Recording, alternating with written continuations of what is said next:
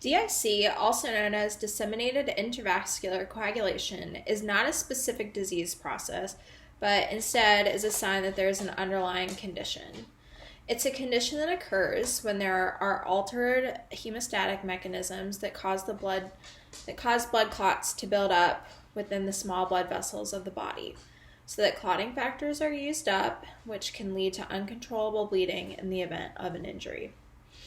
Signs and symptoms of DIC include petechia, ecchymosis, tachycardia, hypotension, hematomas, uncontrollable bleeding, hematemesis, hematuria, retroperitoneal bleeding. You might have signs and symptoms of acute respiratory distress syndrome, anxiety, restlessness, an altered level of consciousness, headache, and visual disturbances.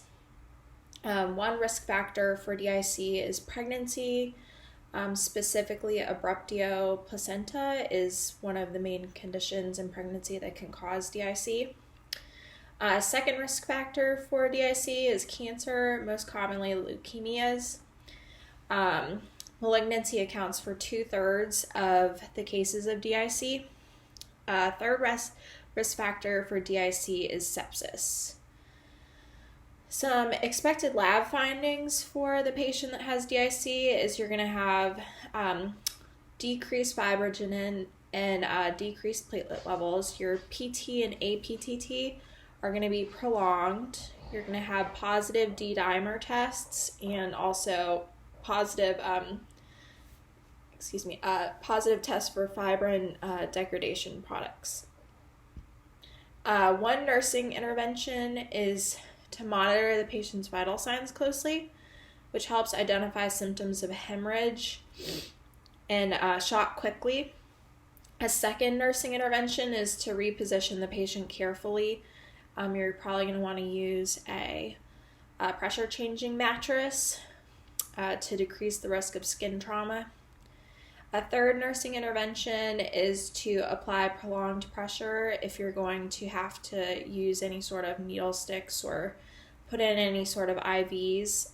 This is to help prevent hemorrhage. Also, IM injections should be avoided whenever necessary. A fourth nursing intervention is to carefully perform oral hygiene on the patient because you don't want to have any sort of trauma to the oral mucosa, which can increase the likelihood for hemorrhage and bleeding. And a fifth nursing intervention is to monitor the amount of external bleeding, which provides a clear and accurate and objective assessment for how much bleeding the patient actually has. In regards to the prognosis for DIC, it is, or it can be a life-threatening condition, but the sooner that you recognize the signs and symptoms of DIC, the better the prognosis. Obviously, the longer you let the patient have uncontrollable bleeding, you're going to have a poorer prognosis. As well, the prognosis is directly related to